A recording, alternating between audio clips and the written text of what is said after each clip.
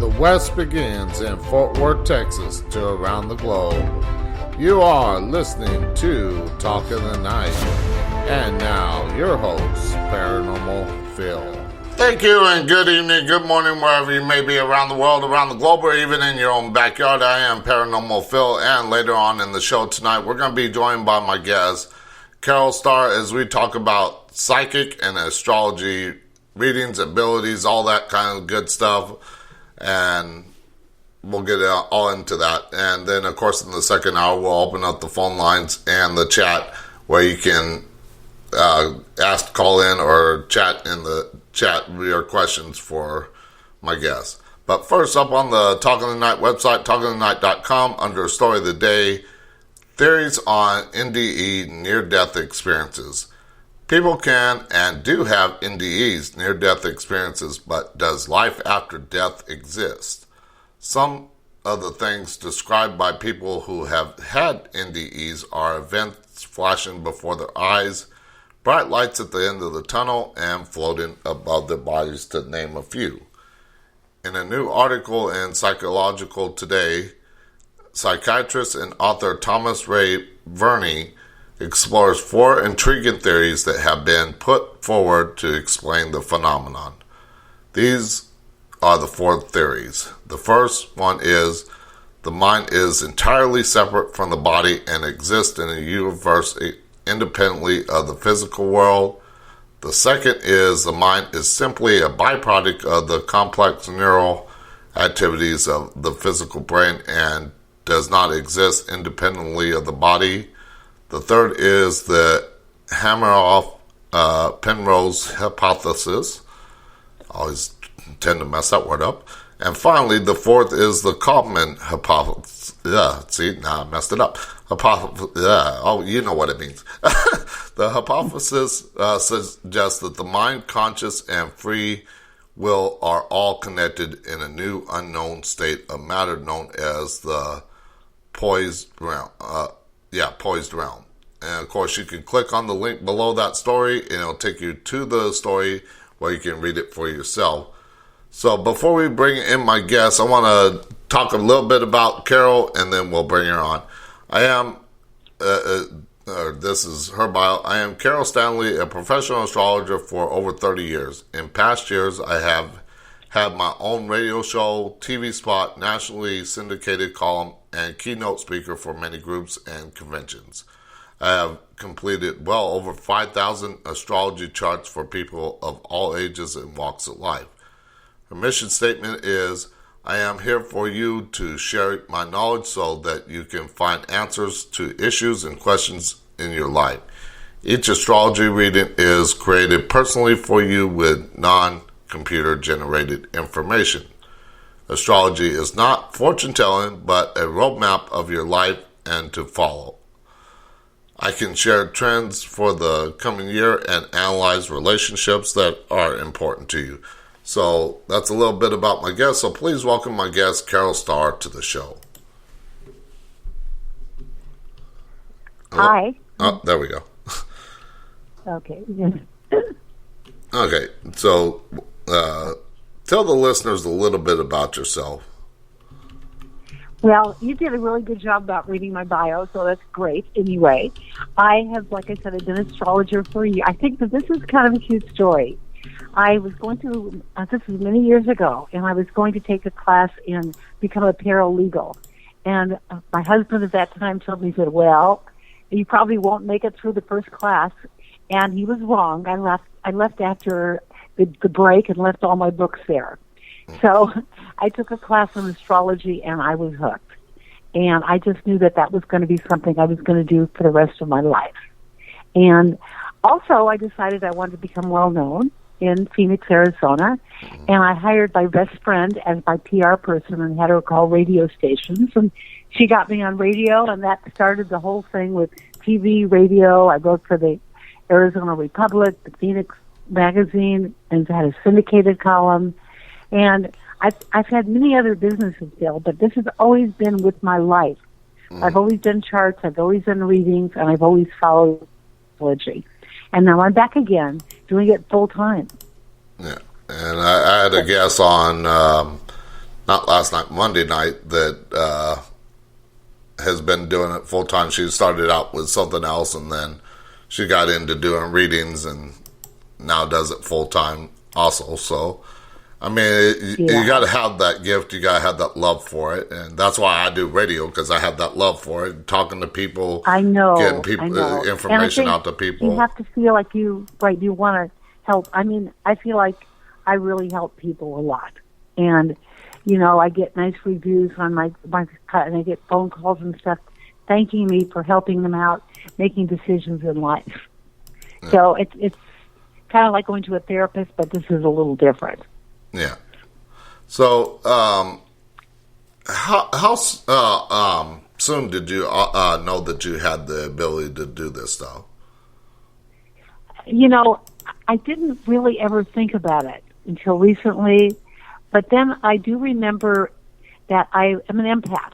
You know what an empath is? Yeah, I consider myself a hyper empath. Yeah, I feel people's feelings, and I noticed I would come home and tell my mother about my friends' mothers and how they didn't talk to them right, or they weren't there for them, and I thought that this one had a fight. I was so being observant of human nature, and I think that's that you have to be in tune with people on an emotional level and understand why they do what they do. And most of us a lot of people go around floating in life without really being aware and just interested in what the weather is today and where they're going to go to lunch and a class they're taking maybe, but not about really what is going on in the mind, what are we thinking and feeling, and how does it interpret in our daily life. And of course I would come home with stories about people that I just knew stuff about them.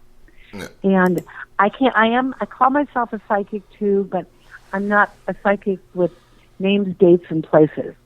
Yeah. I just know when I'm on my psychic line calls that I go by their voices. I can tell when they ask me a question, just where they're going in life and just how this other person feels about them. I just know, and I can't tell you why, but it's there. Yeah. Of course, like me, I don't ever consider, even though I have the abilities of a psychic, I never really consider myself a psychic or a medium. I consider myself more of a what I call a hyper empath, because I got different abilities, a little bit of each kind of, but my strongest ability is to read people and actually kind of do predictions almost. Because that's being psychic, but that's it. You don't have to give it all the right labels and the right descriptions. We're all psychic. People are psychic. It's a matter of digging in and feeling it. And most people don't want to face up to anything other than the very surface of life. And I know a lot of people like that, even good friends. They're very surface. The relationship, the card game, the movie, the job, the friend, but really understanding why people do what they do. So you do have psychic ability. It's just not maybe, you're just not on stage making predictions and making money with it. Yeah. Like, I can list a whole bunch of, and psychics also, there's really a small percentage of them that are really, really psychic, where they hear a voice and they say, oh, you're going to meet someone tomorrow at 2:00 in the afternoon. And it's possible. I had a psychic tell me I was going to meet my husband, described him perfectly, and told me exactly when I was going to get married, and it happened. So it does. I do believe in it. Yeah, well, a lot of the way I describe things, and I did told my guest on Monday night this, is a couple of years ago I coined the term the Santa Claus effect.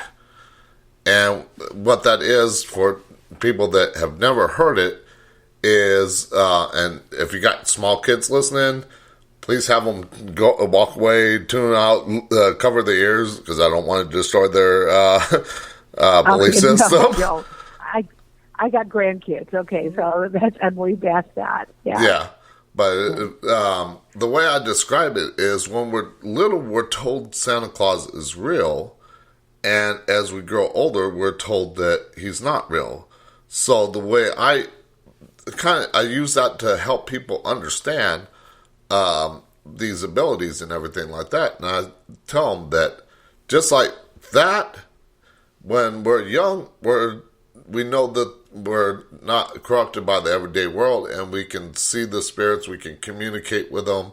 That's why you see a lot of young children and animals that can see the spirits, because their minds are not corrupted by the everyday world. But it's, as we get older, we're told that it's not real, it's just our imagination. Right. We lose that fantasy of life very quickly. And maybe that Santa Claus is real, and maybe all those things are. And it's like you get hardened as you get older, and you get more worried about things, and your life becomes a lot tougher.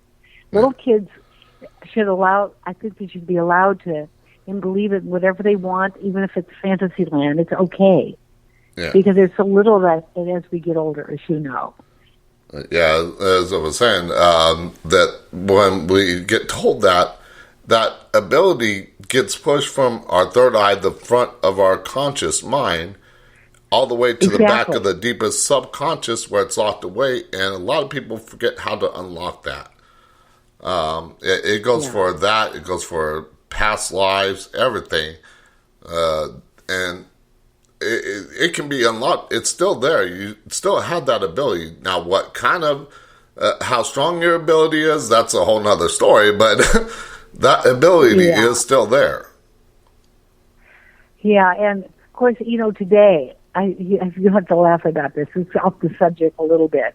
But everybody is either a coach or a mentor, or there's a coach for health, there's a coach for this, there's a coach for that. And then there's all these types of psychological people that do all these psychological things I've never heard of. I don't even understand the wording of it. And it's like everything is very complicated today, and too many decisions and too many choices. Mm-hmm. Used to go to a doctor's office, there was a nurse and a doctor. Now there is a technician for this, a tech for that. I mean, I think you know where I'm going with this. Yeah. It's like kind of like the cereal counter, the cereal shelves in the grocery store. There used to be 5 cereals, and now there's about 150. Yeah. Yeah, it's the choices and the decisions, and life has just gotten really, really, really complicated. And I think a lot of people we're trying to simplify our lives a little bit. Yeah. And it's really hard, particularly with the medical situation. Everything requires phone calls and paperwork and this and that. Mm-hmm. You used to go to the doctor when something hurt, and you didn't have to call anybody. You just called the doctor. Yeah. Now you got to get referrals, and you got to get paid. I know all about that. I'm always saying that the whole life is like this. And you can't make phone calls to solve problems because they put you on hold and you press buttons and then get disconnected. Mm-hmm. And that is just a simple. I'm only mentioning this because our whole world has become this complicated situation. Mm-hmm. So astrology, in a way, it simplifies. And I always feel like when I'm doing a chart for someone, I'm breaking their life down into 12 houses, the planets. And if they go online and they have a computer one, it doesn't make any sense. Yeah. Because there's too many choices. There's too much stuff. Yeah. And the internet is filled with, when is your birthday? 12/26/1973. Okay. So we know that you are a Capricorn. Yeah. And so that is clear. And there's a lot of. If you would go online, you would find 1,000 different descriptions of your zodiac sign. Mm-hmm. Yeah, and I use my old books. I actually, when I have to refer to something, I get my old books out. I love them. Mm-hmm. It's what astrology was. Yeah, because nowadays everybody's got their phones or computers. They can easily go to all these different websites, like you were talking about, different doctors and different things that I know. Everybody's got so many choices, they don't know where to go. That's exactly what I was saying, and I think that with astrology, they go online and there's all these different opinions, and also the ones I call them the ones that start thinking they're astrologers after going online. Mm-hmm. They're reading all this complicated stuff. But talk to me about well, I have a stellium in my fifth house, and then this is conjunct, and this is across from that, and this causes, I thought, I know what they're talking about, but I don't want to know what they're talking about because it has nothing to do with the reality of astrology. Yeah. It has nothing to do with what they're wanting to find out. Chart, I don't read a chart. I read the person. I say, tell me what you want to know about your life. I'm not going to just read you a bunch of facts. You can go online and find that out. Yeah. So they find out about their emotion, about their love life. They want to know about careers. And I tell them what's good, what's bad, what I think they should do, and all that. And they always are appreciative because it's simple. Mm-hmm.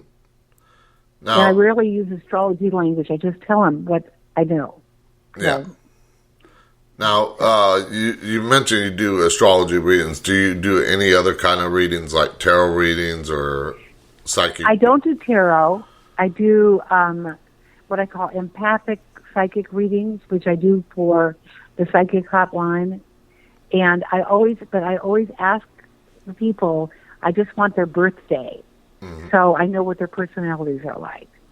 And then that gives me a little bit of a beginning. And then I ask them a few questions about a relationship or what they want to know and how long they've been in the relationship. And then I go ahead and I have a feeling for what I need to talk about and what the reading is going to be about. Now, a lot of these other psychics give that some big fancy names. Because I was looking through it, I thought, oh my God, they talk about telepathic this and that. And it's like, they don't know any more than I do, probably, a lot of them. I shouldn't say that. Because I don't want to infer that because they've studied and they've learned other things. And perhaps they do know a lot more than me. Yeah. Well, like I was talking to my guest on Monday night, who is a psychic and everything like that. She does more past life and stuff like that kind of readings. And I told her, like me, I have the ability, but I've told people plenty of times that no psychic medium is ever going to be 100% right. It's just not going to happen. Because, no, it is not. You're right. Because if it was true, then we'd all be winning the lotto. We'd be driving around fancy cars, living in fancy houses, and everything else. I know it'd be great, wouldn't it? I just thought that would be. And I have gone to psychics, and I've gone several times over the years, and I have been amazed at their ability. Mm-hmm. And I really believe that there are people with. I feel I'm psychic in an empathic way, but they can tell you. Someone said, well, you've been spending a lot of time in Mexico. I thought, wow, how'd you know that? Mm-hmm. And I always think maybe they did some research on me. But no, I do believe that there is a lot of talent out there. Mm-hmm. I do. And I think, but I really believe that people who I speak to, they just want some answers and some help with their issues in life. Mm-hmm. Okay, I don't know that they have to know if they're going to take a trip in 5 years or they're going to do that. I think today that the landscape today of people is, particularly the younger set, have so many problems and they're so worried about their future. They just want me to tell them that life is going to be okay and I'm going to help them out. Yeah, and of course, a lot of the younger generation is getting into this stuff. Now, back when I was in my my teens and early 20s, this stuff wasn't widely really known about it unless you went to like a little building that had that sign above the door, psychic and everything like that. You're so right. Yeah, exactly. The psychic readings, palm readers, tarot card readers, but it wasn't like part of our thinking. Mm-hmm. Yeah, because yeah, go ahead. Yeah, because, you were just growing up interested in girls or going to school or whatever, you're playing basketball or baseball or whatever you did, We're worried about psychic phenomena and what's going to happen in 5 years at 5 o'clock on Thursday afternoon, Yeah. Well, see, I've been in the paranormal field I had my first experience with spirits at the age of 5, but when I got into the paranormal field, it's been about 30 years. And of course, I kind of retired from the field because I mean, there ain't much more I want to learn. I mean, I know quite a bit. Now, it doesn't mean that I've lost interest in it. It just means that going out and actually investigating, trying to get answers, that's just not me no more. But, I mean, when I was in my teens, I was 15 years old, my parents would take us up to Calgary, Alberta, Canada, because I lived in Southern California, so we'd drive up there in a motorhome. And, of course, back in the 80s, it was in the 80s, most kids during that era wanted toys or something like that. They were going on a long vacation, something to do, because, of course, you didn't have the internet back then. And, Right. But for me, I found more interest in things like a book on Bigfoot. And that was more my exactly. fascination. Okay. And I don't remember of what I was doing when I was younger, but we're about in California. Riverside, California. In Riverside. Okay, I grew up in Beverly Hills, 90210. Yeah, I got a friend that lives out there in Beverly Hills. He's been on several but Beverly paranormal Hills TV wasn't shows. like that then. It was, you could buy a house for the same price you could buy anywhere else, and of course it's gotten a lot more expensive. Yeah. As time has gone on. So anyway, that's one thing I would I'd like to talk about if we can. In April 12th is a phenomena is happening in astrology, and this is a really important thing. I'm not usually big on, like, if someone says, "Oh, Uranus is in your fourth house, you're going to die," or what do you think about Neptune next to Uranus, and everyone's going to have 7 years of bad luck? I don't believe in all that, but this is different. Yeah, a lot of people talk about the Mercury retrograde and everything like that. I hear that quite a bit. Sometimes I will, but you know what? Let me tell you something. I have a lot of. Okay, Mercury is a planet, and it rules Geminis and it rules Virgos. I have a lot of Virgo in my chart, and I want to tell you something. Every time it goes retrograde, my computer breaks down. There are a lot of stuff that does happen. I happen to believe in that one. Yeah. But this is about Jupiter and Neptune. Jupiter is good luck, expansion, and Neptune is like under the sea, and it's kind of the depths of the mind and all that. Okay, the phenomena that's happening is that they're going to be conjunct right next to each other. Well, they're in the same degree, which means they're 575 million miles apart. But this happens once every 150 years. And people are supposed to, it'll start about the 9th, and it'll go off and on the rest of the year, but particularly for about a 2-week period, is that people are going to feel more spiritual.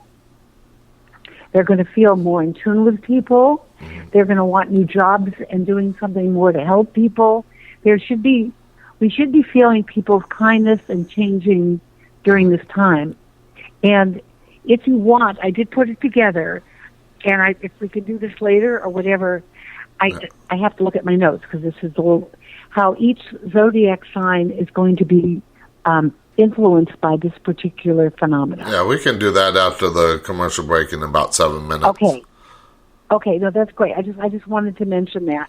Yeah. And also there's going to be a great amplifying of energy, spirit, and like just example, like you're a Capricorn, so you're going to feel it in your third house.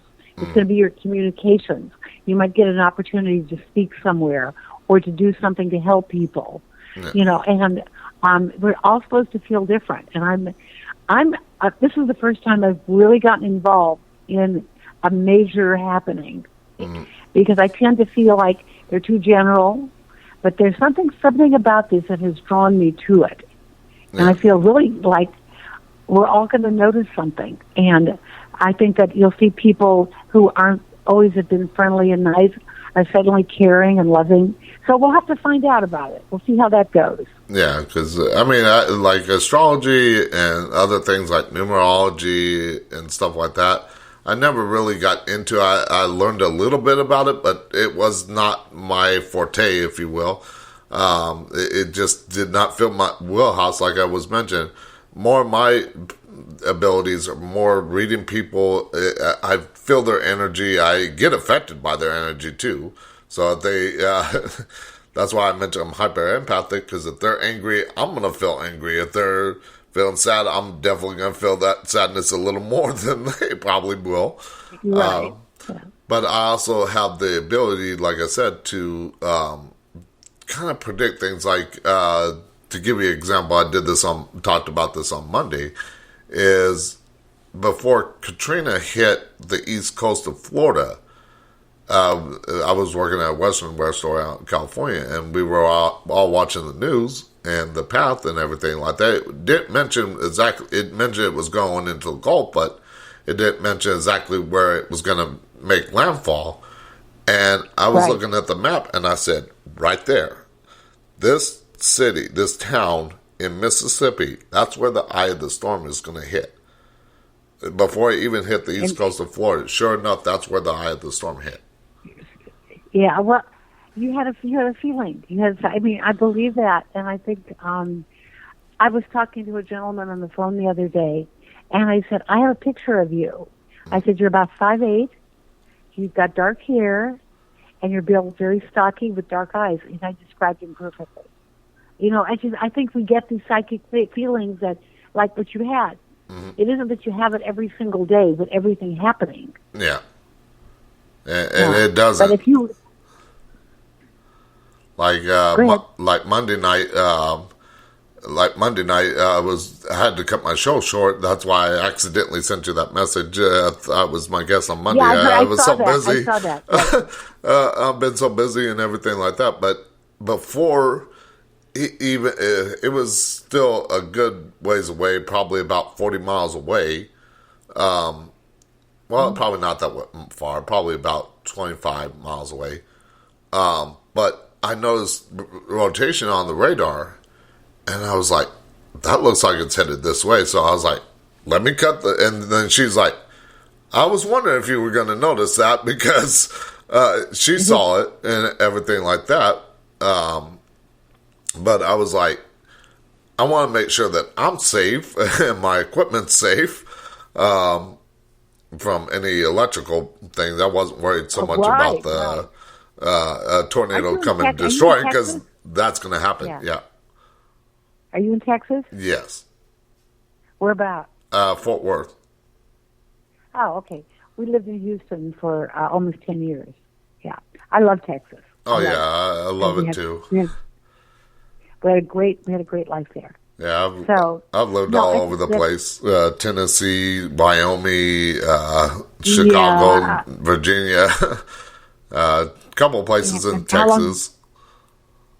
How long have you been in Texas? This time I've been here 4 years, a little over 4 years, and I ain't leaving. I left California behind. If I go back to California, it's for a visit, and that's it. Yeah, that's a good idea. Yeah. So, well, that sounds great. Are we getting ready for the commercial break? Yeah, we got about 2 minutes now. Okay. Now, I wanted to ask one quick thing before okay. We go to break, and I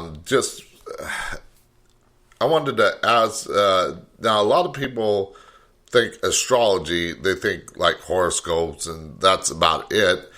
And can you kind of real quick sum up what you do as far as the astrology? I know you kind of touched on it, but give people a synopsis, if I can talk.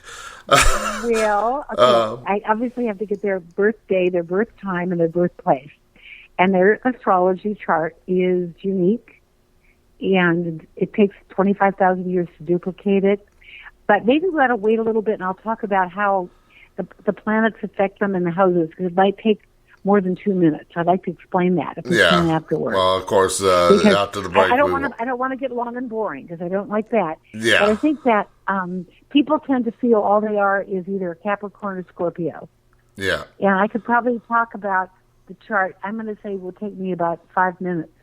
And I can describe the chart fairly easily and why it's important. Yeah, because I know after the break we want to talk about that event coming up on April 12th.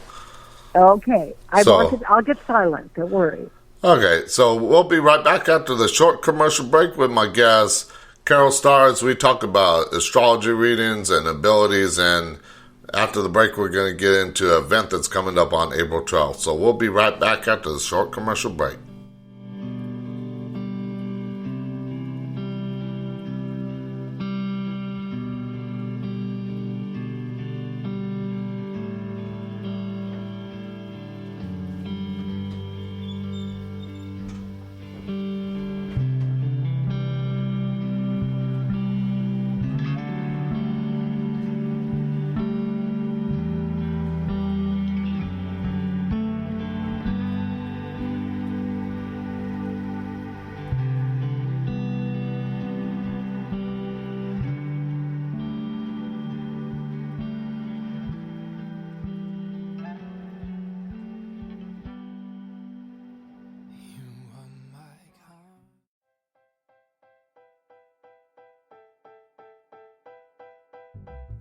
Do you have a talk radio, Facebook Live, or YouTube show and would like guests for your show but don't know where to go to get them?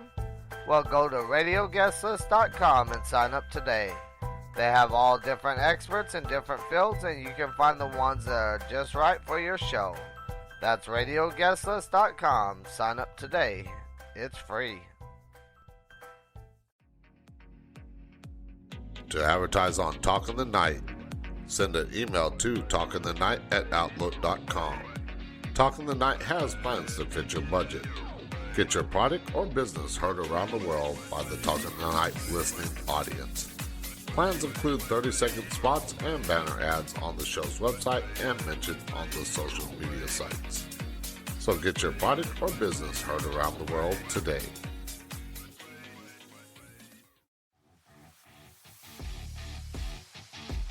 Shop the Talk in the Night merch store today and pick up one of the many products with 9 different designs to choose from.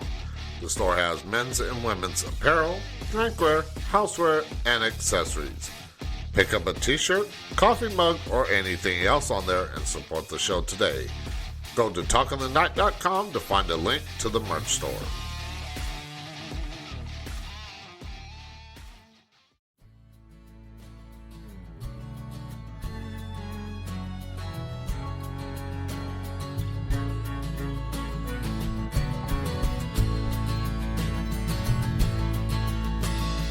Watching the sunset on Tennessee hills. I wish I could capture it, I never will. 'Cause I'm not a painter, can't stay in the lines. Just sitting here sipping on dandelion wine. It's starting to rain, but I don't feel a thing. Sitting out rocking. And now, back to Talk in the Night with your host, Paranormal Phil. Okay, and we are back with my guest, Carol Starr, as we continue talking about astrology and psychic abilities. And before the break, we were talking about all that, but now we want to get into some event that is happening on April 12th in the astrological charts and everything like that. So I'm going to let Carol explain that because that's more of her wheelhouse, not mine. So let's get into that and talk about that. Okay. Should I talk about it a little bit and then tell you how each sign is going to be affected? Okay. Yeah. Well, I did mention that this is a time when we embrace our emotions, healing and transforming, and our intuition is heightened. This is a time of job changes, and this affects all the signs on the zodiac. But I'm going to go through and mention the 12 signs, just a brief little description on how it's going to affect each sign. And then afterwards, if you'd like me to just tell you about briefly how I do an astrology reading and what's important, okay? Okay, so I'm going to start with Aquarius. And Aquarius is, this time is going to be about money, possessions, and also business dealings. Things are going to go really well. This is a happy time. This is a good time. So there could be some money coming in, or a special, maybe even an inheritance. But it's going to be something to do with money, and it's going to be good.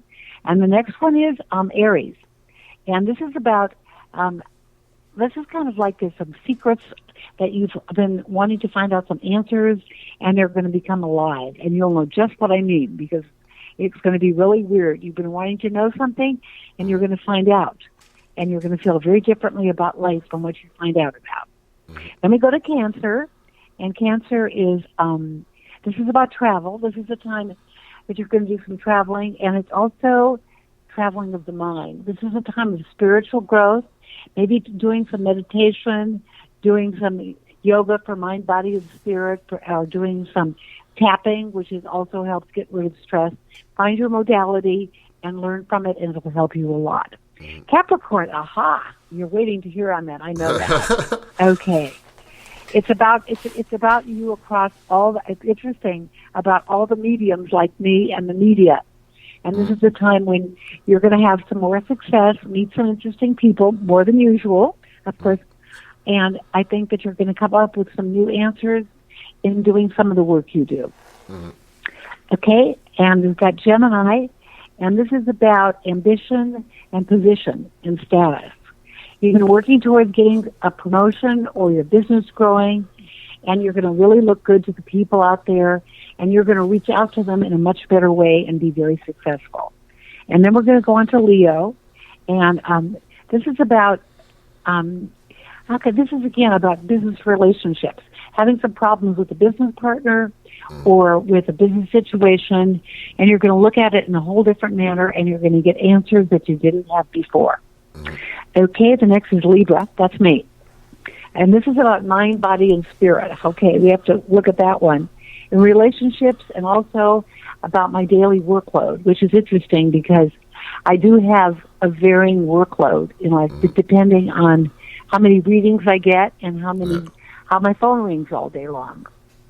Okay, so then we're going to Pisces.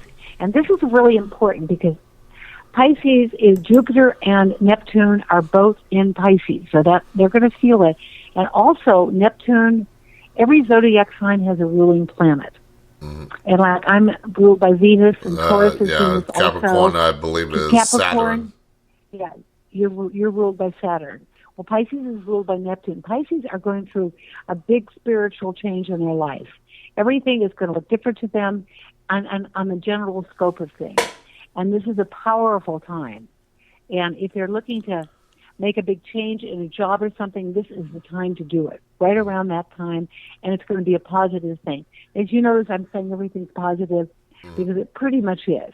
Yeah. Unless people get carried away during this time. They can get carried away a little bit. Yeah, that's a no-brainer there. People do tend to get carried away. Right, that's true. Sagittarius, and this is about a family and your home, and maybe fixing up your home, selling your home, and moving some people into your home, maybe having a new living arrangement, moving in with a boyfriend or a girlfriend, or this is going to be time for the home. And we have Scorpio. And this is the time where you can have, if you're looking to have kids, this is the time that you can have conceive, I should put that. And also it's about just partnerships in general. And even though but also it really is about I should mention, it's the fifth house here. It's your ambition, and it's your social life, and it's also your creativity. And you're going to be very creative at this time, and you're going to have, let's say, your ambitions are going to be recognized, and it's just a good time. I think the Scorpios having it in the fifth house are the most fortunate. Okay, and Tauruses, this is about friendships and groups, large groups. You can either become president of a group, form new groups, join new groups, but you're going to find maybe a new interest and find out there's a meetup group or something that you can join. And it's just going to be another I keep saying good time because it really is. Yeah. And the last one is Virgo. This is about your partner. This is specifically your marriage partner or business partner. And if you've been having some trouble and not communicating well, things should really lighten up for you in this particular area. And so that pretty much takes care of you see, we have Jupiter, which is optimism, growth, and improvement and good things in life. And then we have Neptune, which is spiritual, mental, emotional. So you put these together, and they create a very, very powerful aspect up there. And I am just, like I said, I believe in most of astrology. There's things that I do not go along with and that I don't talk about a lot. And it mostly is about the transits of the planets when they are in a particular house, that it's going to affect 10 million people. See, I don't believe that. And so anyway, in astrology... So basically like the Mercury retrograde and stuff like that, you're talking about that kind of stuff. Mercury, but I like Mercury. Well, I know that. We talked about that, but I wanted to give an idea of it. Too. Yeah, planets all go... Okay, but one of the things is that people don't know, this is very easy. The sun changes signs on a regular basis, every 28 to 31 days. So if you're interested in astrology, you always know your sun sign. The moon and all the rest of the planets go through the same revolution. They go from Aries to Taurus to Gemini, but they stay at each sign different lengths of time. Example, the moon stays in, let's say, in Aries for 2.5 days, then it moves to Taurus. Then we have Pluto that takes 25 years, up to 25 years to go from one sign to another. And Venus and Mercury and Mars take 3 to 4 weeks. And then we have Jupiter is a year, Saturn is 3 years, Uranus and Neptune are 10 to 14 years. So their influence in your life is totally different. And so that is really... And then you have 3 power points. Your sun sign is your basic personality. Your moon sign is your emotional personality, how you respond in emotional situations, food preferences, and who you're attracted to. And the rising sign is the way people see you. And it's often the way you feel about yourself, because that's how people see you, is how you feel. So that is the most powerful part of the chart, is the sun, moon, and rising. And then we have planets. Mercury is how you think and reason. Mars is your mental, physical, emotional energy, and Venus is your love nature and how you respond in love situations. So that's a whole part of astrology. And then we have 12 houses, and each house represents another area of your life. And on the day you were born, the minute you were born, those planets were static at a degree in one of those houses and one of the signs. And so that's what I do when I interpret a chart. What planets are in the house, what signs are in the house, how they relate to each other in degrees. And that's astrology in a nutshell. And then these planets are going around, and those are called the transiting planets. So I can tell you, if I do your chart, what kind of a year you're going to have. Is it good for business? Is it good for love? Is it good for that? And is it a good time to buy a new house? Those kind of things that I can talk about. Yeah, okay, because I wanted to get in, I wanted to ask you about how you go about doing your readings and everything like that, but I guess you covered it there, so.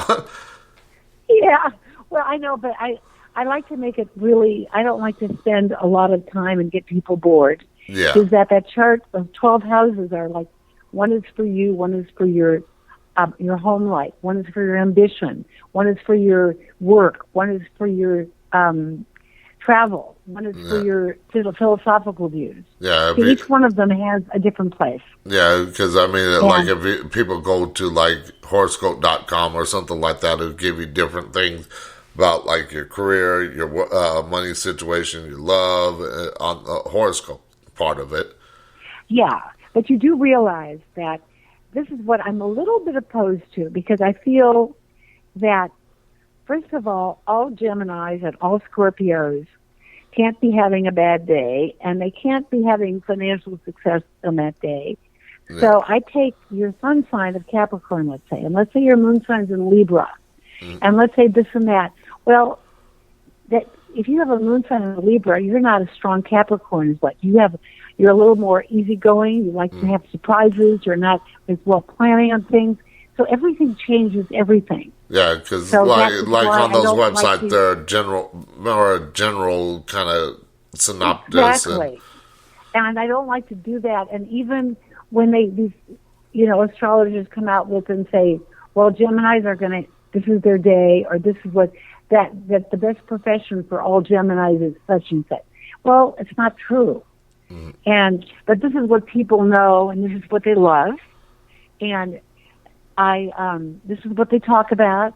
They talk about their sun sign. Well, you're a Capricorn. Oh boy, or whatever. Oh, Libra. You're very indecisive, which is really true about Libras, as it turns out. Yeah, like Capricorns, we can tend to be a little stubborn. We're more business minded, and I find that, I find that let me tell you true. something. If you have a different moon sign, you're going to have a different person. It's going to change you. Your rising sign. Yeah, it's everything changes. And they're earth and water and air and fire signs, and astrology works pretty well, even in some of the general terms. But when people want a reading from me, and they say, well, I want to know who I'm compatible with. And actually, when I told you I'm on TikTok, and if you don't mind mentioning, my handle on there is Astro Starr, ASTROSTARR4. That's Astro Starr. And the questions when I do a live video, I have hundreds of questions. I'm a Scorpio. How do I get along with the Gemini? People want to know who their sun signs get along with. They understand that the best, so I do it for them. Yeah. Because, a lot of people can go and look at, there's plenty of astrological sites like we talked about at the beginning of the show, like so many choices. You don't know what to choose. And, I love digging down rabbit holes, whether it be political, conspiracies, anything. But I'm doing it to seek out the truth and find out things and learn about it, because that's how I grow as a person, is learning. And right, of course. But you can look at all these sites and see, okay, is Capricorn, if you notice, dating sites, they'll have sometimes they'll have their sign listed and everything like that. I tend to do this myself, I know, but I'll look at, okay, is their sign compatible with me and their name? And I get off in a tangent sometimes, but it's fun for me to do. I don't mean anything by that, but I just love learning, just figuring out things like that. But I know there's all different ways. Everybody's different, even though they could be the same sign. Right.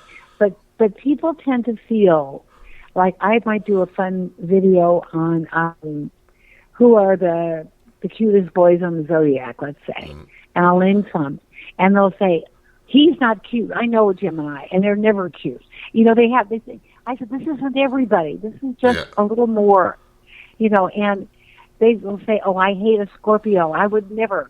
And the Scorpio babies are terrible. And they have to realize, of course, when I'm doing this, a lot of it is entertainment. Okay. This is not serious astrology. And I when I first started on TikTok, I wasn't doing very well in the beginning, and I thought I'm going to change what I do, and I put the most beautiful women of the zodiac. I got 3 million views. Yeah. And I tried that again, and it didn't work. Okay, and of course I don't understand TikTok. I can do something a horrible video and get a lot of views, and do something I think is really good and get hardly any. Yeah. So it's hard to figure out all the time. And I think that people like the generalities. If they're a Scorpio, or let's just say that someone is an Aries, and I'll say Aries are really beautiful. They just like, well, they thank me for saying that, whether they're beautiful or not. They'd love to hear it. We all want to hear the good stuff. Yeah. And I do every astrology reading, and a lot of them will say, you're going to get sick, you're going to die. Oh, you have no idea what astrologers can do. Yeah. I won't do. I don't paint this rosy picture, but I paint a picture that is hopeful and that they can make changes and they can do things in their life, because it's not cast in stone, and it's a roadmap. Yeah. You go straight, you go left, or you go right, as I mentioned. Yeah, you can always make your own path and everything like that. Of course you can. Of course you can. Yeah, of course, And I know there's I been don't plenty of times that I've made the wrong choices and gone down the wrong paths, but I always find my way back to the right path and everything like that. Like I always tell people, no matter how much I've struggled in the past, I was like, I'll find a way to survive.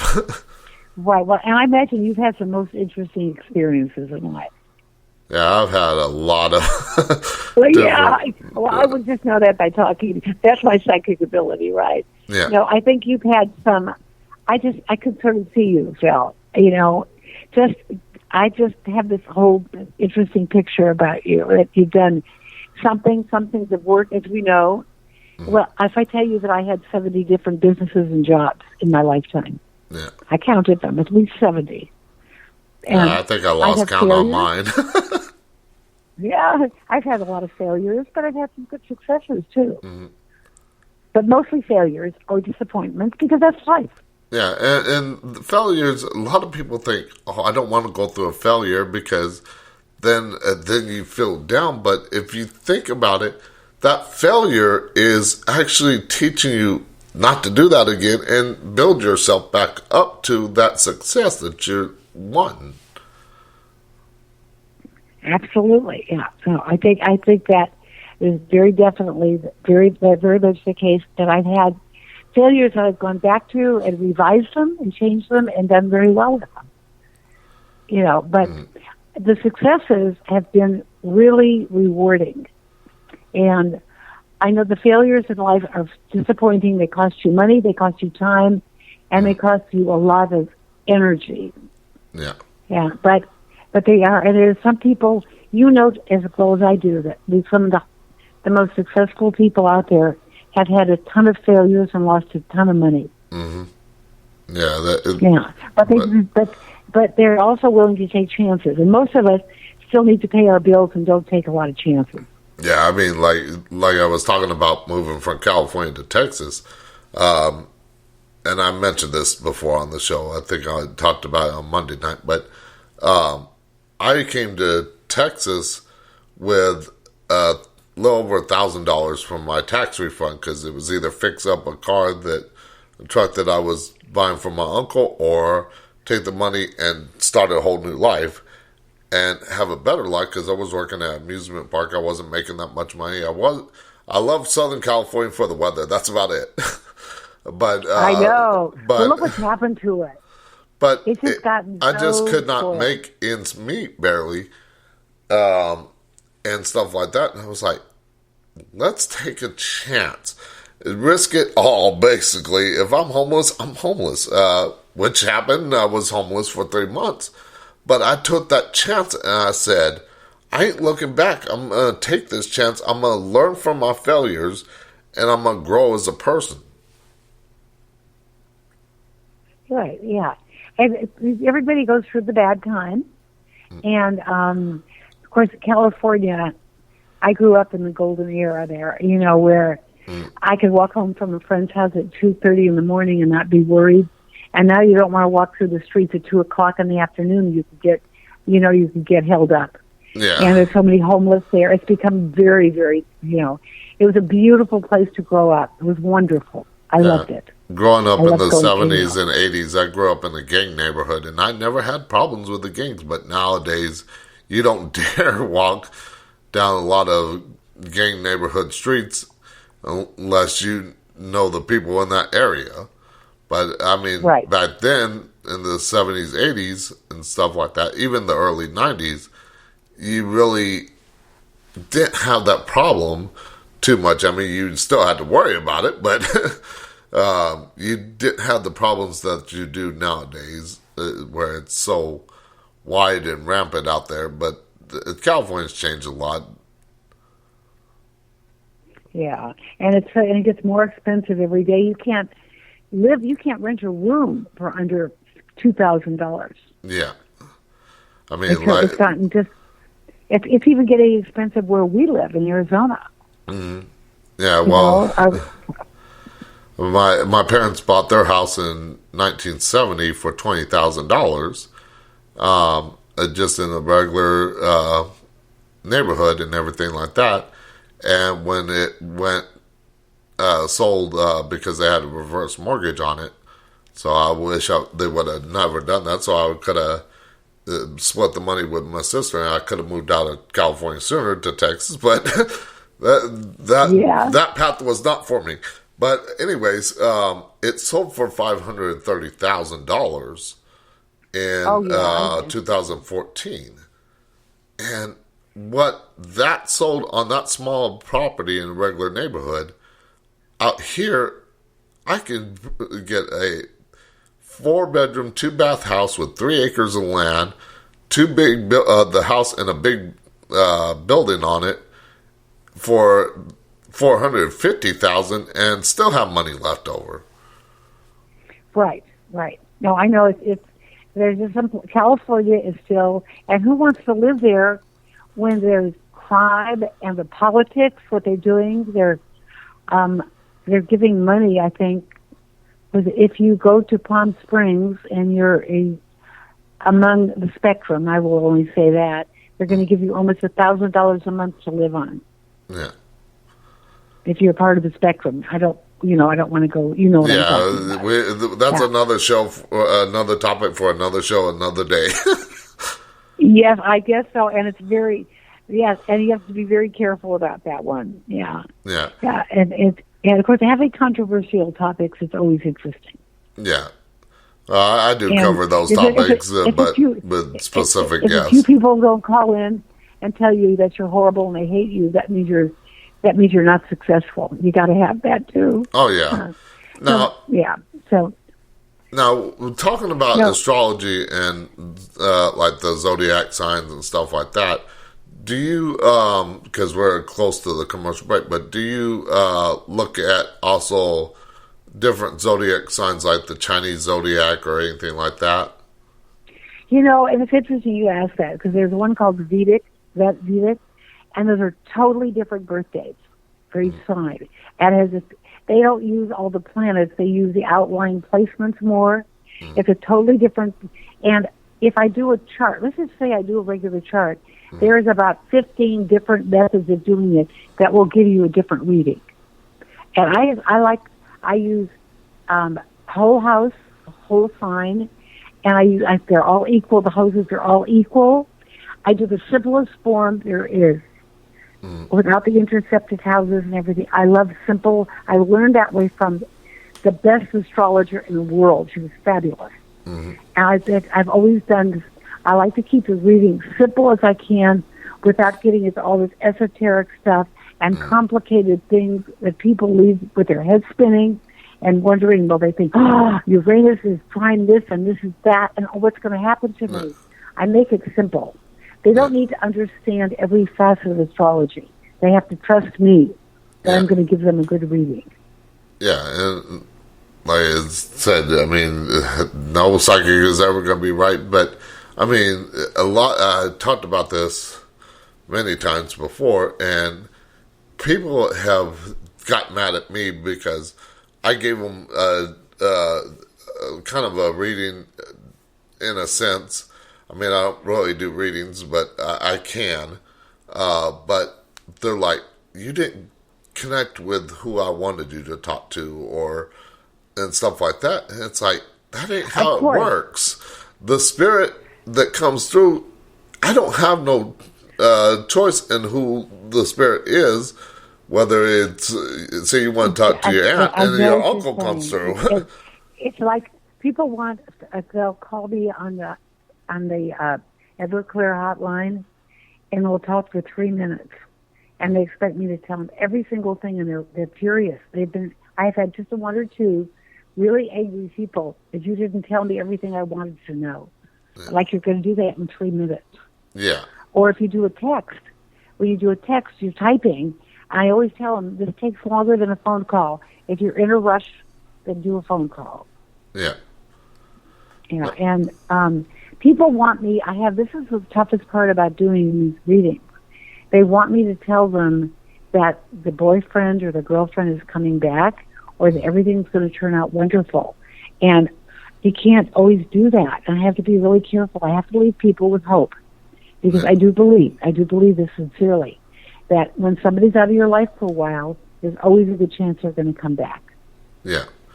But And we are and to at... tell somebody, go ahead. Yeah. I'll let Go you ahead. finish your thought. Go- I was going to say we're at the commercial break and we could finish that out. okay. But we'll be right back after this. Yeah, we'll be right Pardon? back after this short commercial break with my guest Carol Starr. Also, after the break, the phone lines and the chat will be open if you got a question for my guest on astrology and everything like that. We'll be right back after the short commercial break. Every day I wake up wishing I could break up with the city light and construction sound. I couldn't wait to move, I had so much to do. It's all I could do to get away.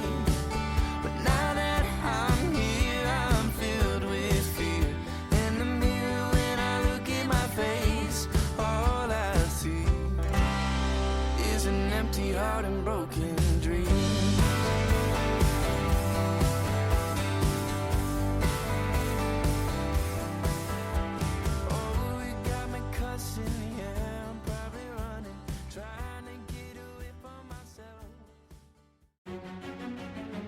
The weather is getting warmer and people are out and about. Well, if you love ghost hunting, now is the time to pick up some new gear. GhostStock.com has a wide variety of equipment to choose from, and one of those items is Blue Buddy. He's back. The talking bear every investigator wants on their team. Click on the Ghost Stop banner ad at the top of the show's website and pick up your Blue Buddy today. Go to spring.com and sign up to create your own design or choose from a design from one of the many creators on there. Spring has ways to integrate your store on social media, custom stores, and they have digital and physical products. While you're there, check out the Talk in the Night merch store. To get started with Spring today, click on the banner ad on the Talk in the Night website.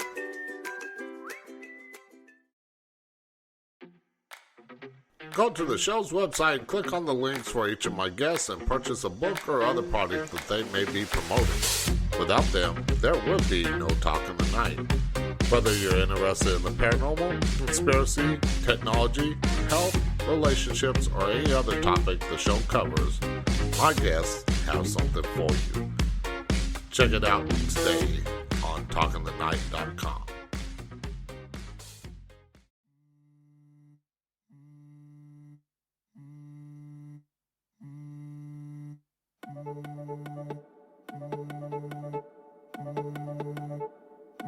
I just wanna fight for a cause.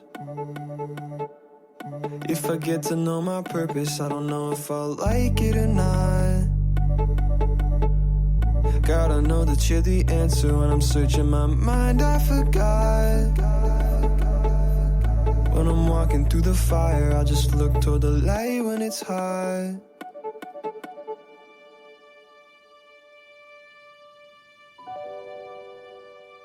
You and I know the easy does it. I won't Call be into needing the no show, easy love. If I Skype, win Talk anytime, in when the it Night, be enough, I've been or through by some phone places, at looking back, I know my 817-717-1280. Now back to Talk in the Night with your host, Paranormal Phil. Okay, and we are back with my guest, Carol Starr, as we talk about astrology and the abilities she has and guidance she gives to people in her videos and readings and everything like that. And before the break, we were talking about, shoot, I had done lost train of thought, but basically that not everybody is going to be happy with what they get out of it. Exactly. Yeah. People who call hotlines want you to tell them that everything's going to be good. And I had one lady call me, and she said, "You didn't give me a reading, but she said you're a good person, and thank you." And I did give her a reading. It's just that I didn't tell her exactly what she wanted to know. Yeah, a lot of people want to know specifically what they're asking.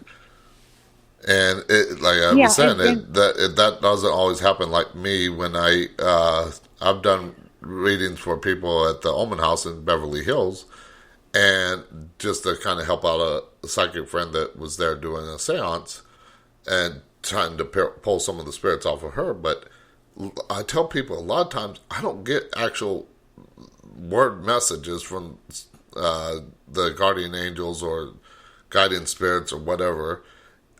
Sometimes I get like just symbols, and it's up to me to interpret those symbols. Interpret them, right?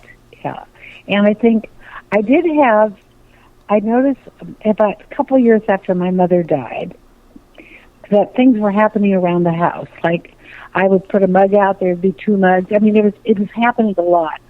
So I went over to the occult bookstore, and I asked the lady if she knew of anyone who channeled to the dead. And she didn't. But then she called me back an hour later, and she said some woman just came in the store to get a calendar. She overheard my conversation, and she will talk with you, and she doesn't charge. Mm-hmm. So I knew she was legitimate. So she came to my office, and she saw pictures of cats all over the wall. She said, "Oh, God, your mother hates those cats." I thought, and then she told me that, I was to get a picture. She said those stupid doctors never knew what they were talking about. It was like my mother was in the room. Okay, I mean, it was just amazing. But she asked me she said, tell Carol to go buy a frame, and she'll know what picture to put in it, and to put a rose in front of the picture. Mm. And so I had a gift basket business, and I bought some frames for my gift baskets or whatever, and I forgot all about it. And I came home, and I remembered, and I found this picture of her, and it fit perfectly in there. It was just amazing. It was just absolutely amazing. Mm-hmm. And she also just said that she just said stuff about me and my sister that she couldn't have known. And she came back about 3 years later. My husband lost his wallet, and he went back. He was on a motorcycle. He lost it. He came back. He said, "My wallet's gone. I can't find it." He went back to the store. Lost. So about a month later, this is going to freak you out. I was going into my purse, and there was the wallet sitting on top of everything. Yeah, and he swears up and down he didn't do that, obviously. Yeah. And so I think my mom came back, and either playing a joke or we were robbed. She might have been trying to warn me about that. Mm-hmm. So I do believe in all this phenomena. I do. I think that people come back, and they turn your lights on and off. I've heard of that. Mm-hmm. And I don't know that they talk to you, but my sister came back in a hologram. Mm-hmm. I saw a hologram of her in front of me. Yeah. And a lot of times... Right. Go ahead. I was going to say, a lot of times, I mean, like I said, even me that can see the spirit world and communicate with them, not all the time that I see them when I'm hearing them. Or, like I said, they'll give me images and rather than actually seeing them or saying anything. So it's up to me when I get that message for somebody. And I try not to charge, but a lot of times. But there are times that I charge because the way I look at it is I'm using my energy to do this stuff and communicate with the spirits, and it takes a lot out of me. Oh, yes, I'm sure. It does. I know sometimes even when I get off of a 5-minute phone call, I get pretty tired because I'm being stretched. Mm. And then sometimes I could talk to somebody for an hour, and I just love the conversation. Yeah. And people have all different, and actually everybody's been nice to me. I've heard of stories where a lot of the other advisors say that people have done some really terrible things, and everybody has been very respectful of me. And I've probably spoken to about 300 people because I'm fairly new at it on the show on the second line, and I'm just amazed at. I had probably a couple that were disappointed in their readings, but not very many. But they were always very, very nice about it. Yeah. And of course we never want those bad reviews. Are not good for business, of course. Yeah. But I've gotten bad reviews about my radio show, but of course I didn't have the greatest equipment back then. and somebody said his show sucks and stuff. I forget what all it said, but I was dealing with what I had, and I'm still doing the best that I can. And it's a learning process. You don't go from 0 to 60 just like that. And exactly. And you're going to make people mad. But a lot of times I get a lot of good reviews. Like this person, I've gotten reviews where they're like, this person knows what he's talking about. He knows how to do the show. He knows how to handle the guests, and is very respectful with the guests, and they love the show and stuff like that. And that makes me feel good, but I want to hear the criticism too at the same time, because that helps me grow. You want to know what needs to be worked on. Yeah. And I feel that's the same way in doing any kind of reading. If you got criticism, let me know what is wrong, and I will try to work on it, but I'll also at the same time explain that this is what I'm doing, and that's maybe not be what I'm headed towards. Right. Yeah, but it's a learning experience every day. Mm-hmm. Now, I want to ask, what questions should people ask when they get an astrology reading from you? They ask me about, I'm trying to think. They want to know about a relationship. And so if they have a specific relationship, I do a quick chart on either the boyfriend or the girlfriend. Mm. And I kind of put the charts together. I could do compatibility readings. Mm. And sometimes the people want to know if they're in the right career. Should they make a change?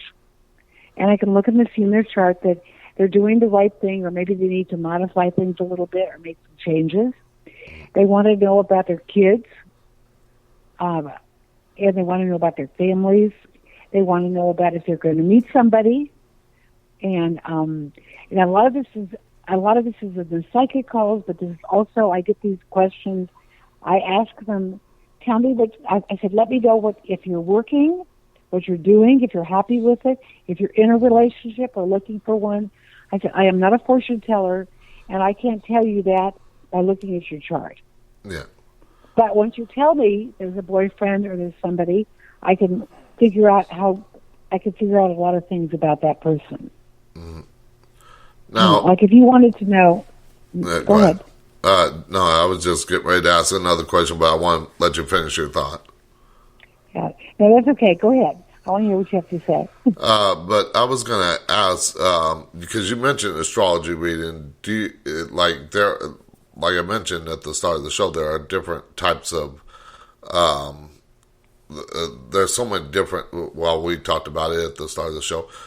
There are so many different types of things out there that it's hard to choose. Like there's clairvoyance, clairaudience, empaths, numerologists, astrologers, and like I said, I am kind of a hyper empath that where I know a little bit of different things. Like I'm clairaudient, clairvoyant, empath, but it's just a matter of what is my strongest suit in that, and that's what I kind of go with.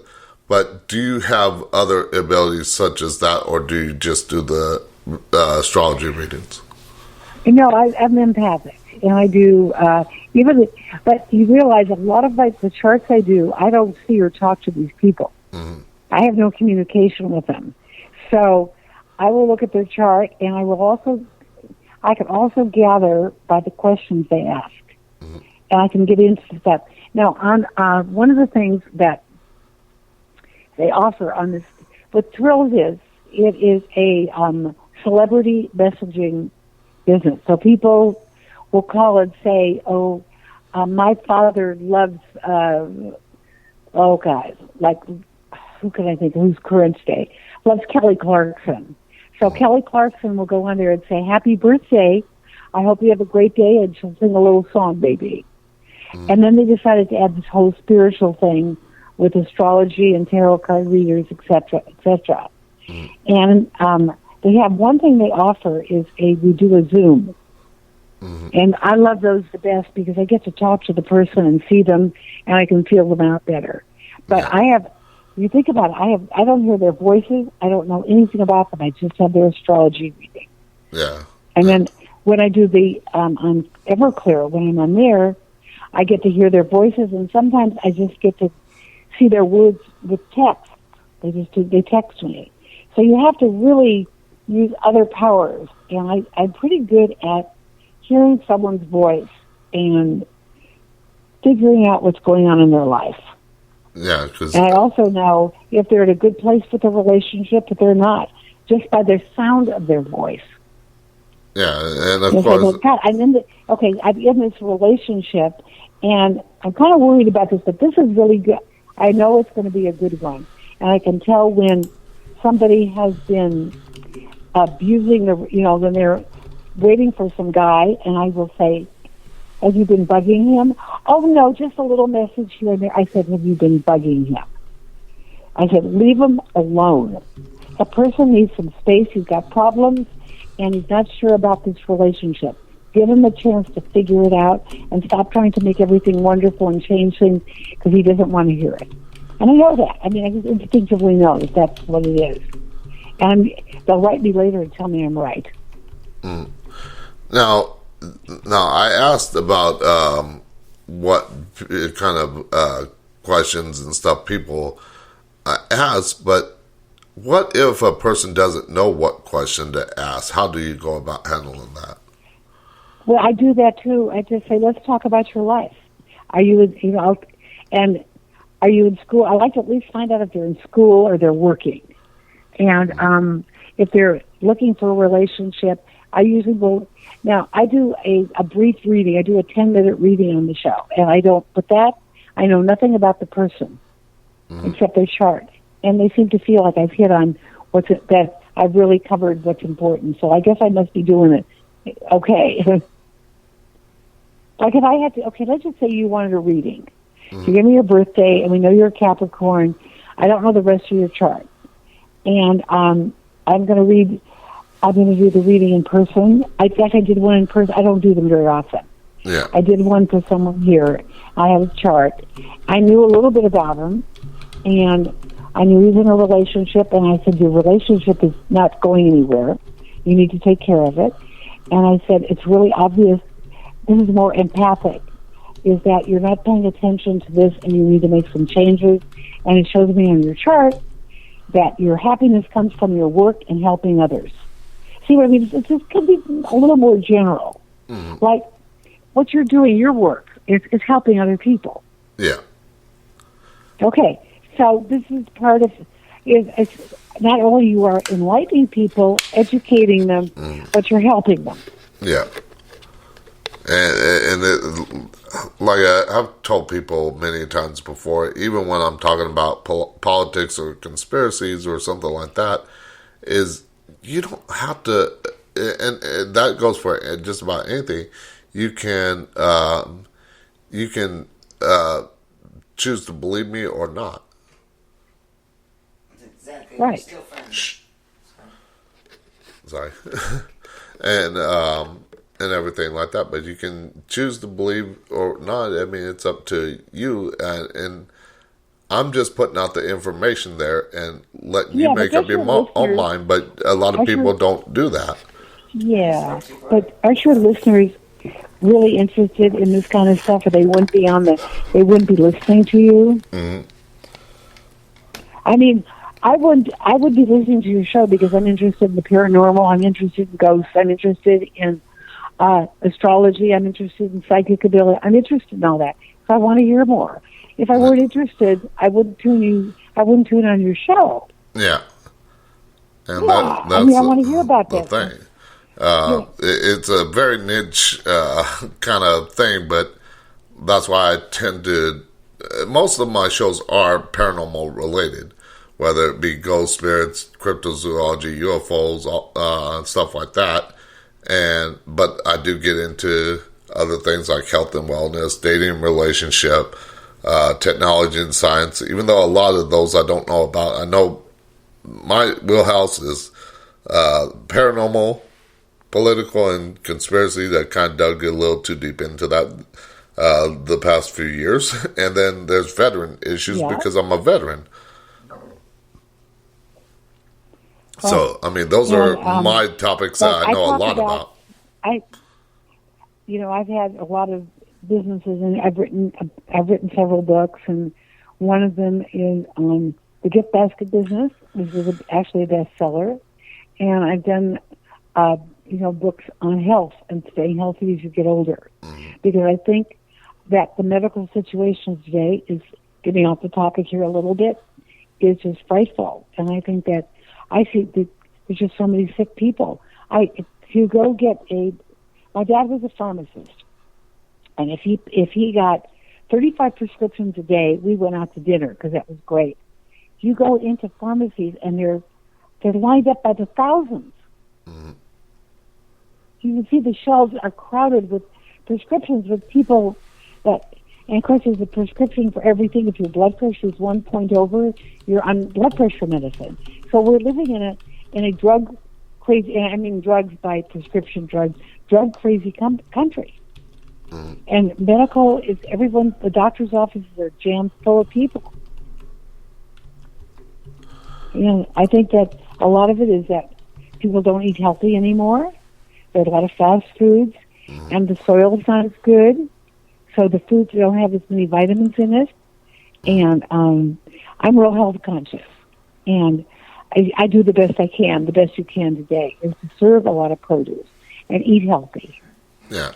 Now eat bad once in a while. Yeah. Now, talking about, and this is what I talked with my guests on Monday night too, and of course I had a story up on the Talking Night website then. It's under past stories of the day for anybody that wants to know.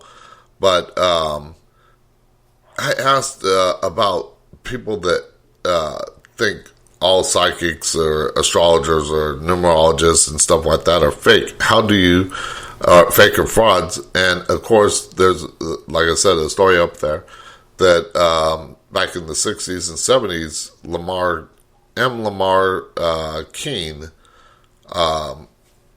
conned this one woman out of thousands of dollars because he was saying he was channeling her teenage son, and it turns out that he faked a headache just to go up to her room to lie down, or said he was going up there to lie down, but ended up searching her belongings and stuff like that and finding the answer that she was asking, and turned out to be a fraud. And there are going to be people out there like that. God, of course there are. Yeah, and I've known several psychics, and there's one that I called her the next day. I said, you are not a psychic. And I said something about go to Las Vegas, and she said, "Oh yes, I just heard the jingle of money." But there are good psychics, and I do believe in all of this. I think there are, but I think there's lots of good astrologers, good numerologists, and they're all different, and they all have different stories to tell, and they all. I'm sure that none of us are alike in any way. Yeah, none of us are all the same. We're all different. Yeah, but I think a lot of them have a lot of integrity. It's the ones that, there was some guy on, I don't remember where I read this. He bought astrology readings for $4 and sold it for $20. So he'd get the information and he'd compile them and send them through the email, and I've talked to a lot of young people, and they've gotten a lot of these, and they said, God, they just didn't make any sense. Mm-hmm. And I said, you really need to go. I said, you don't have to go to me, but you've got to go to a real astrologer, and one that is not hung up on the language. Mm-hmm. You want somebody who's going to. I had my chart read, and I don't remember the astrologer mentioned planets. She said very little. She just was telling me, all I wanted to know is about me anyways. I don't care about whether the planets are flying or sitting down or whatever.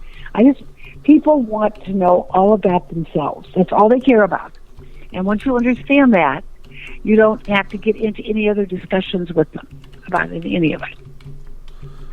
And I've known that I've changed I've changed methods of the way I do things and talk to people differently.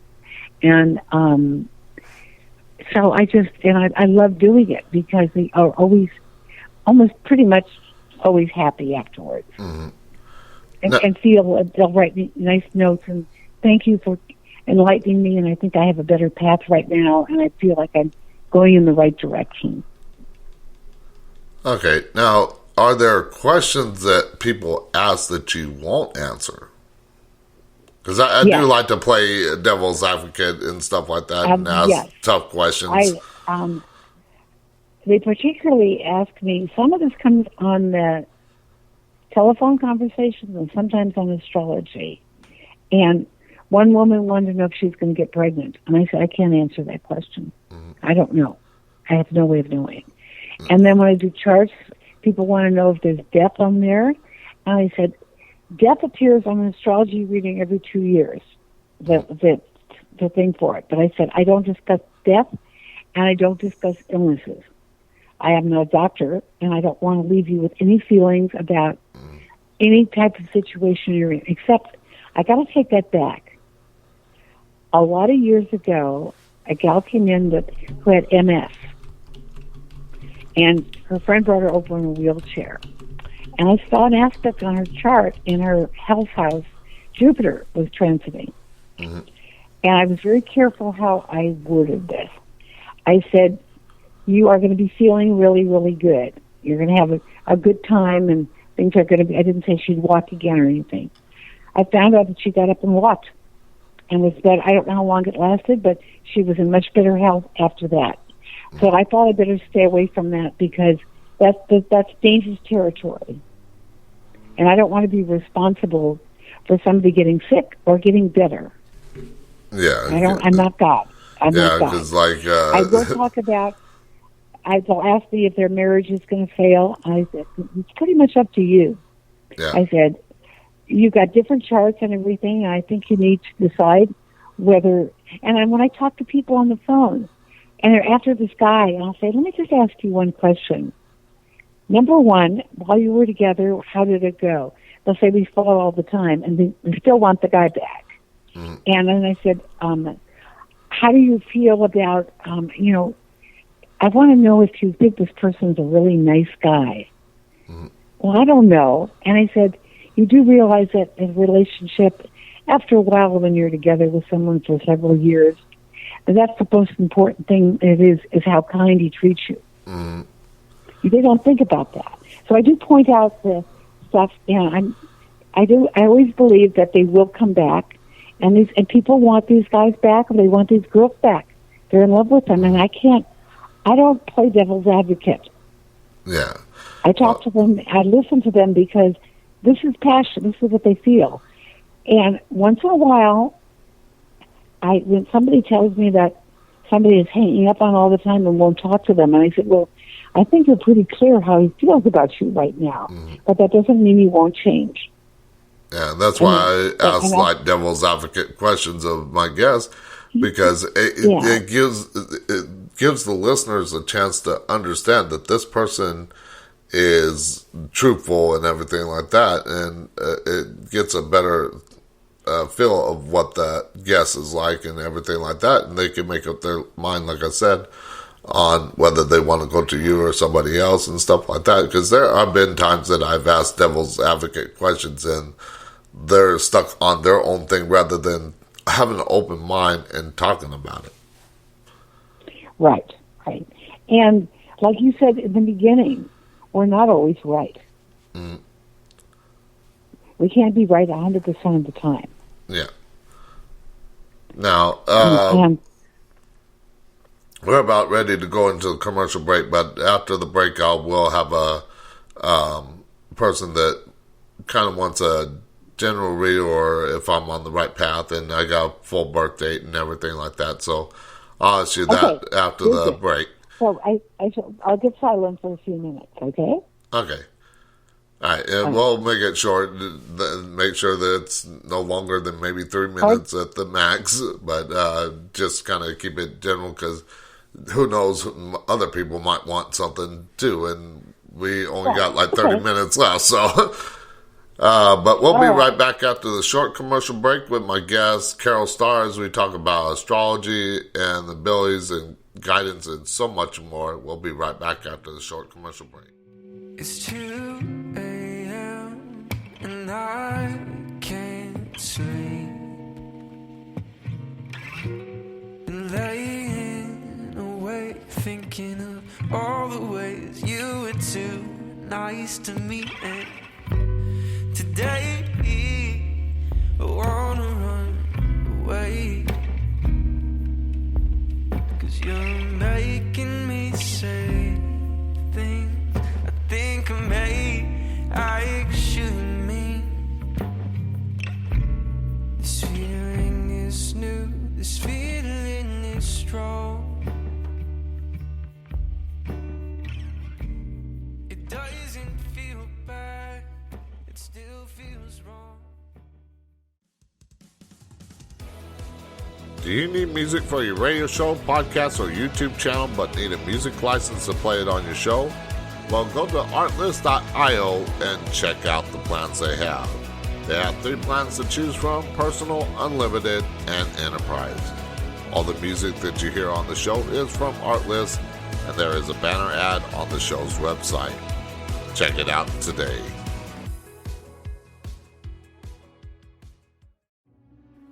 Do you love the strange, unusual, and weird, unexplained mysteries? Do you like reading about the paranormal and other happenings?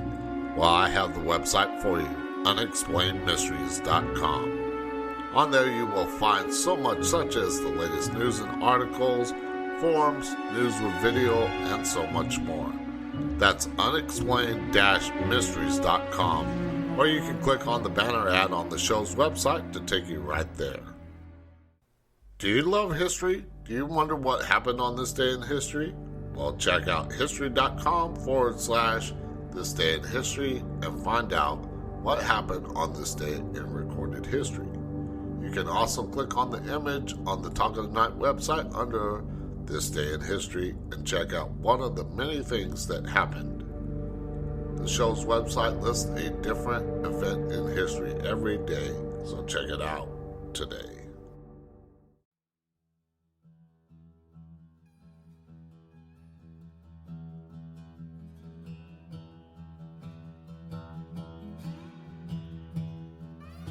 When you hear desolation call your name,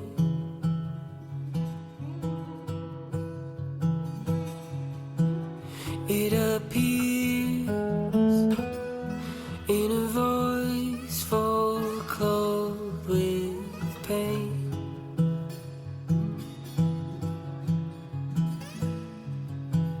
When you feel to call into the show, Skype Talk in the Night or by phone at 817-717-1280.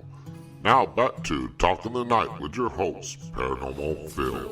Okay, and we are back with my guest, Carol Starr, as we talk about astrology and doing the readings and everything like that. And I want to mention before we get back into talking to her and asking a question from my listening audience, that you can either call in using the Skype name Talk in the Night or by phone at 817-717-1280. Now, if you want a reading or something like that, let's keep it down to max 3 minutes, but try not to be that long.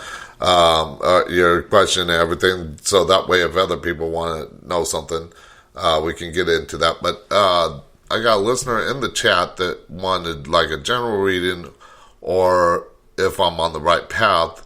And her birthday is May 30th, 1972. Yeah, but I would have to work a chart up on her if she doesn't know her sun, moon, and rising. I have to go online and delineate all the planets and everything. So tell me her birthday again. May 30th, 1972.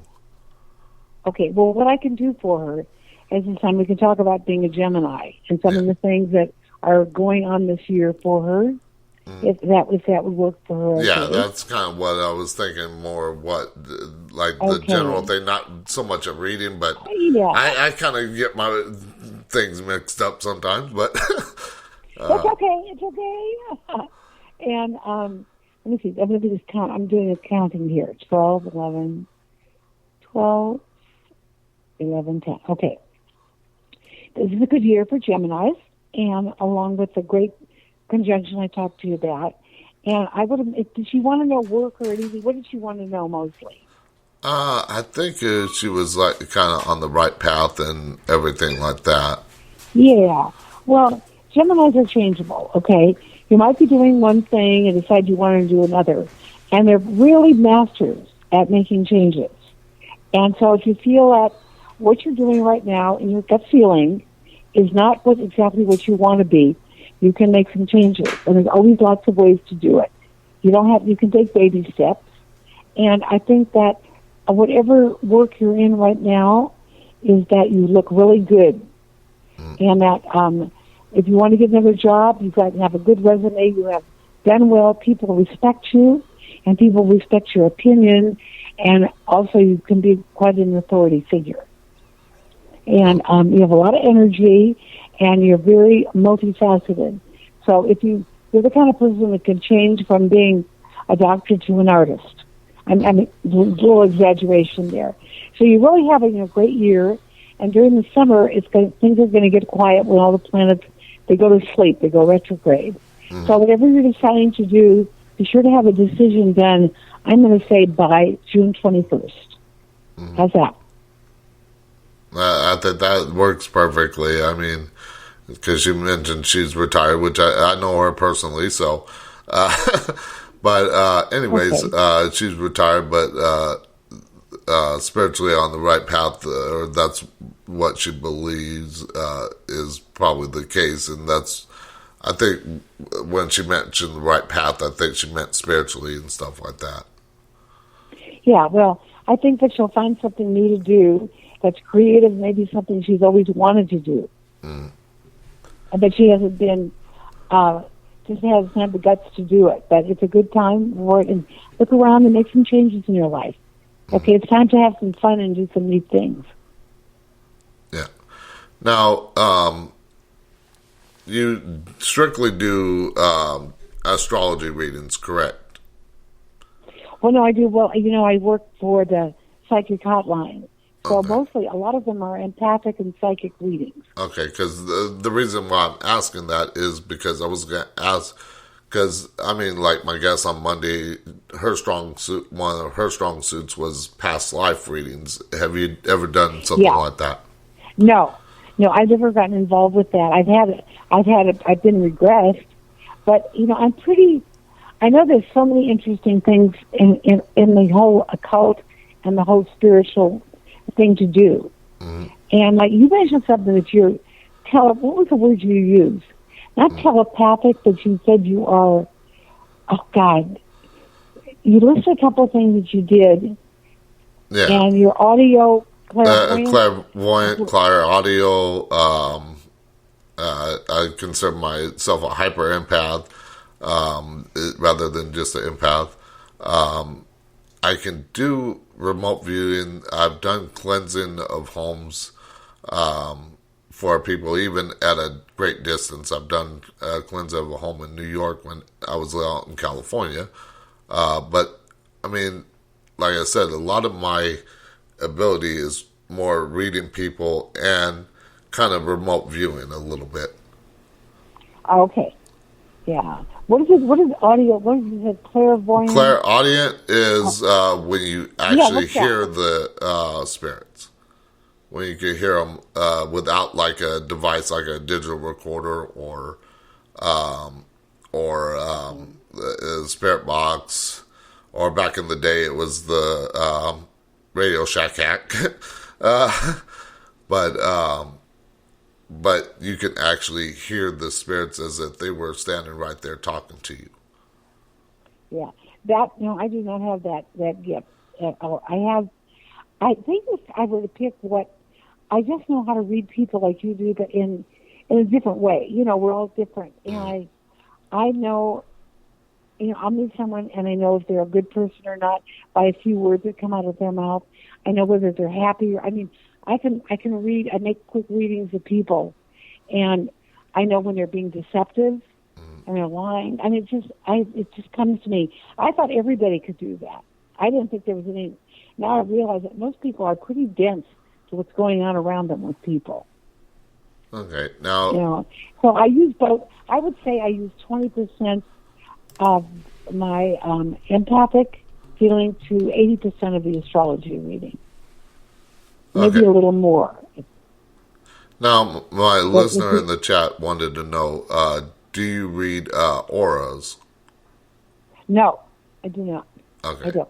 Yeah, because like I said, each person has a different skill set, basically, like we were talking. I have never... Yeah. Is her voice? No. You there? I'm here. Oh, okay. I wanted to make sure we didn't lose you. No, you won't lose me. I'm fine. Oh, yeah. So, okay. But I think that, astrology is like the human astronomy, I call it. And a lot of people think astrology is a bunch of baloney, but they think all this stuff is a bunch of baloney. But I really believe that there is another dimension. And we get to that dimension through astrology, through psychic reading. We don't have a developed acceptance. We can smell, we can taste, we can feel, but people don't believe that there is another force going on around us. Yeah. In general, there's a few of us, and probably 1%ers, and some of them believe a little bit, and some of them are. I just think that I have every once in a while I'll come up with something like a friend was having a baby just a lot of years ago. I said, it's going to be born on May 5th. It's going to weigh 5 pounds, 6 ounces, and it's going to arrive at 12:23. It did. I don't know where that came from. Yeah. And you probably did hear the voice. You just not like audible, but more of a telepathic. Yeah, and I do believe in guides and spirits, and also the angels. I believe in angels, and I think that we are protected by angels, and I think that we are. But then we also sometimes wonder, when I feel protected and I feel very blessed in life, which I do, what happened to the people in the Ukraine? Did they believe in angels and guides, and look what happened in their lives? So sometimes I question some of the spiritual stuff like that because of the people that get hurt so badly. Well, being in the paranormal field for 30 years, I know there's a lot of skeptics out there, and I tell people skeptics are healthy in this field because it keeps us grounded. It keeps us asking questions and stuff like that. Because if I go into a location, I'm not going to believe everything that, like a sound in the wall. I'm not going to think, that's a ghost knocking. No, that could be the water pipes banging on the walls. It could be an animal inside the walls. And I tried to look at the terrestrial explanation before I say that it's paranormal. Yeah. Now, I go ahead. But yeah, like I said, I just I'd rather get a definite answer. Now if the spirit's standing right in front of me and talking to me, then I know, there's something there. But as far as like a sound goes, I'm not gonna say that it's this when it could be something else, because then that ruins my integrity. And that's why sometimes when I do psychic readings, I think that life can change on a dime. And I try to point out what I'm feeling about a relationship. And I do ask people, I said, when I'm feeling really strong, that I will tell them that you've got to stay, and I've mentioned this before, you've got to stay away from this person. They don't want to communicate with you right now. Give them time to breathe. And then they'll call me back. I get, one thing I have a lot of repeat business.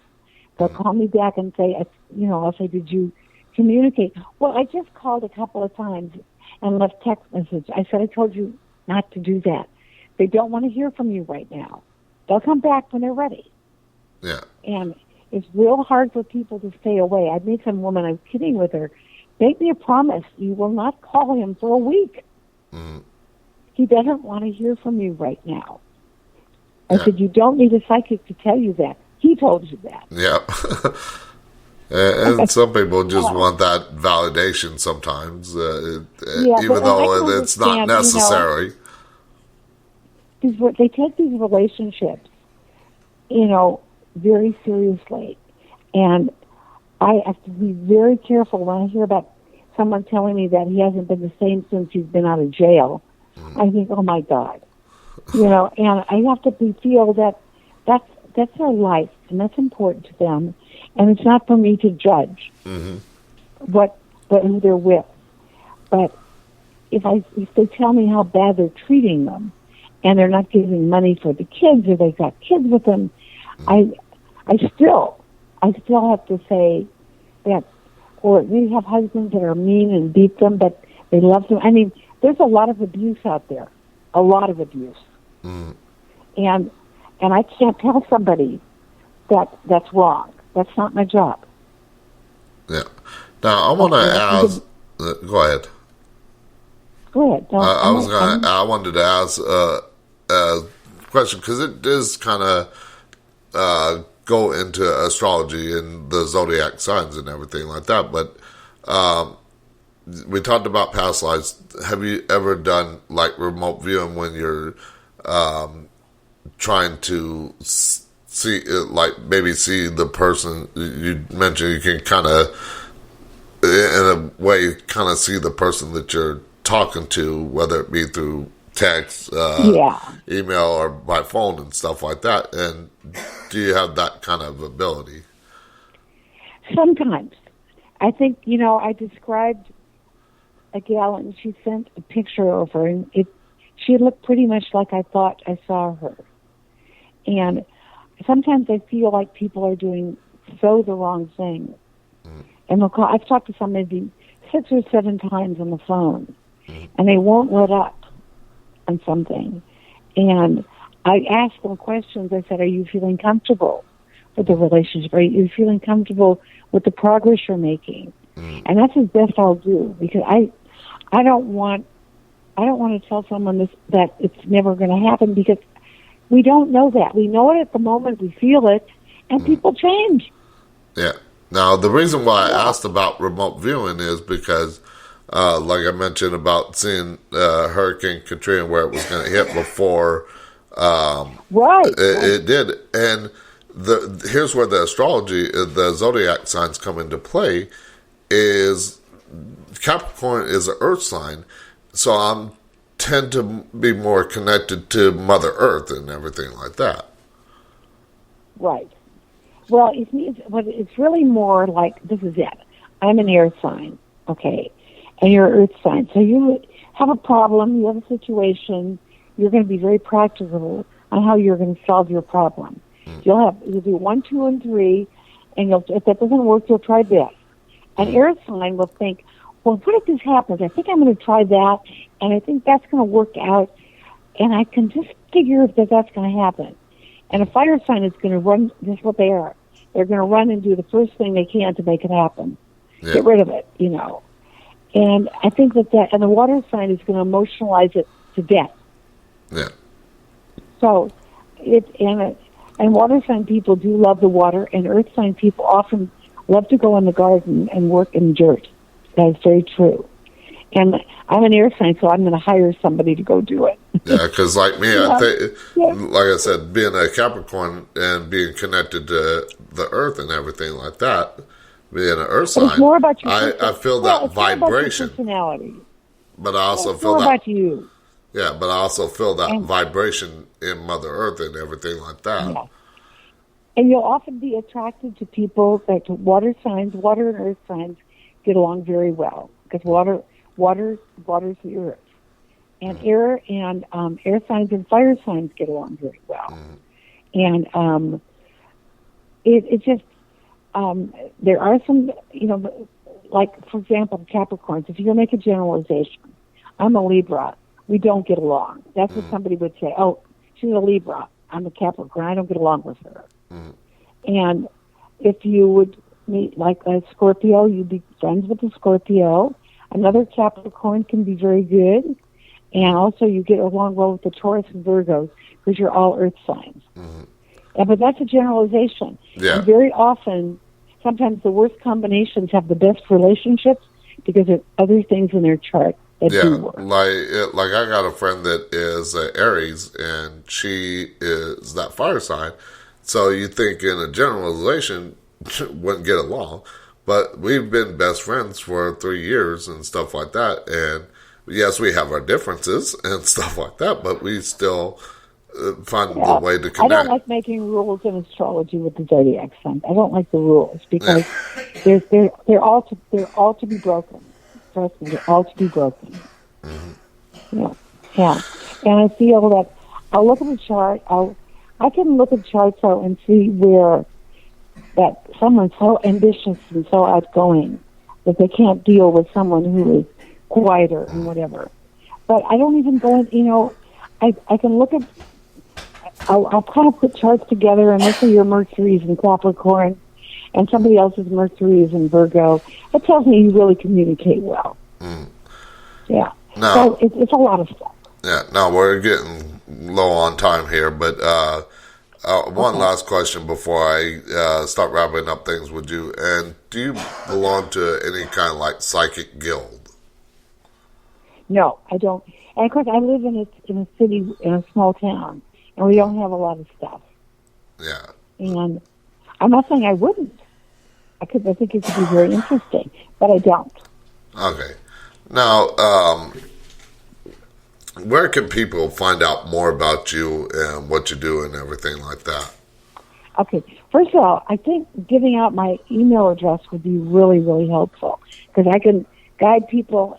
If they write me, I can guide them in the right direction. And it is very, I think it's easy. It's Libra Carol Astrologer at Gmail. Just spelled like Libra. Everyone, Carol, they know I'm Carol and they know I'm a Libra now. And astrologer at gmail.com. And again, I'm on thrills.co.uk. I won't even give that out. That's a messenger, basically a celebrity messenger service, and I'm on there. And they can always look me up there on thrills.co.uk. And also everclear.com. I'm Carol S. on there. They can look up my bio. So that one's easy, E-V-E-R. And then you mentioned TikTok as well, too, so, right? Yeah. So, but really coming to my email is the best because I can talk to you about everything, and that would be the easiest. Okay. And, of course, up on the Talking the Night website, talkingthenight.com, if you go to radio show tab and go down to guest of the show, by tomorrow I'll have it up there with all the links where you can reach her and everything like that. And the way people can get a hold of you and stuff for TikTok is they can just see all my work there on TikTok, all the different videos I've done. Yeah, and I'll get you to send that to me and email the link to that so that way I can post it there too. I will. That would be super. Yeah. So are we winding down here a little bit? Yeah, we got about 2 minutes left before I start mentioning what I got coming up for tomorrow and everything like that. Yeah, so if there's anything else you want to... Great. It was so much fun talking to you, and I got to learn a lot about you and know that you've got all kinds of psychic abilities and auras and all that kind of stuff, which I love. And I love to talk about astrology, and it was just great fun. I hope you'll invite me back again. I will certainly do that.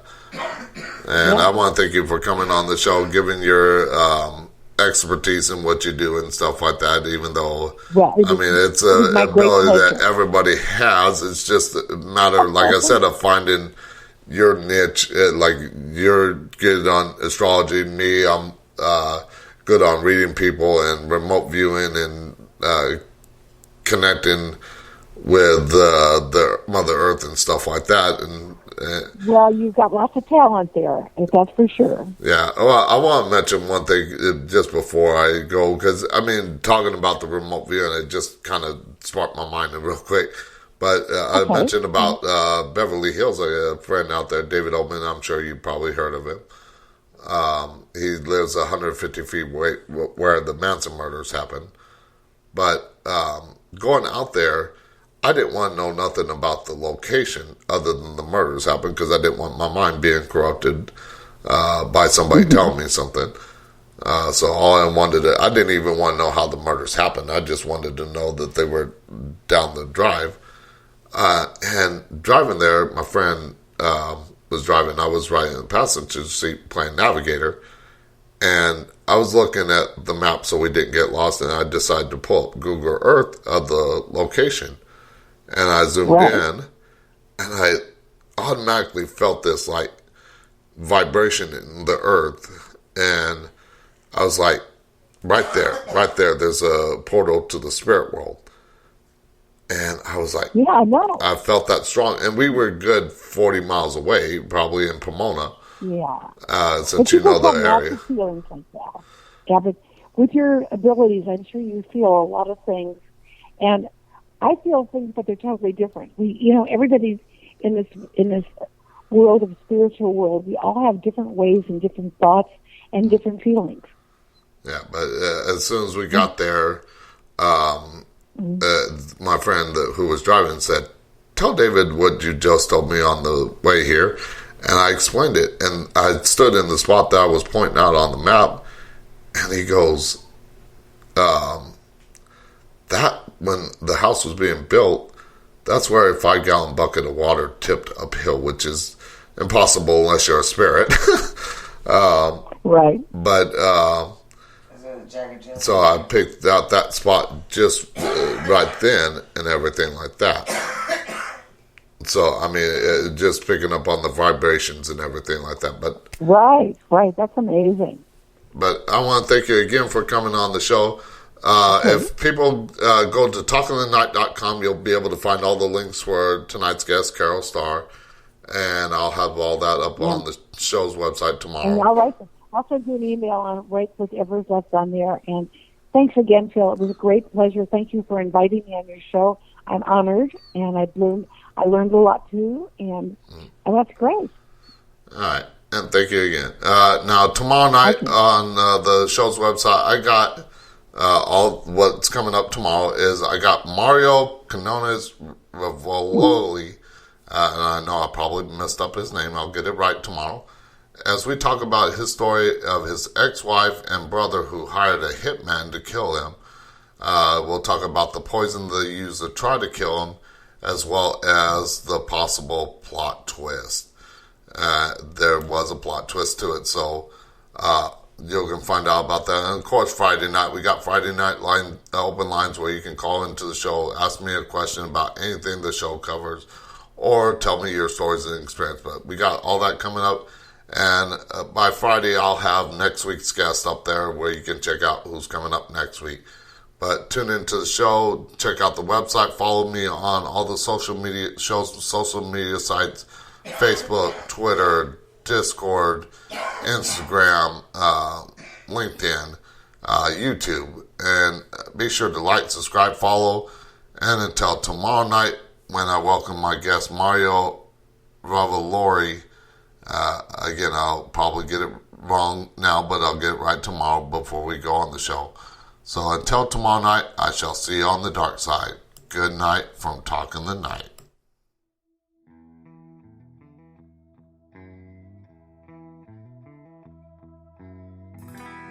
Late at night, darkness has fallen. Turn on the radio, and you hear him talking.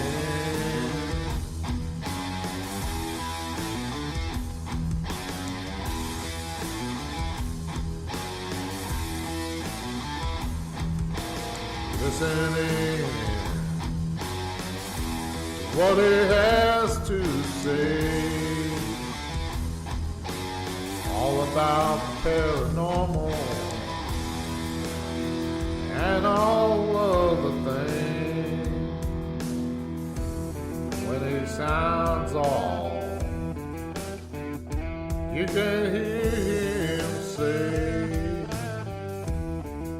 see you on the dark side. Yes, you can hear him say,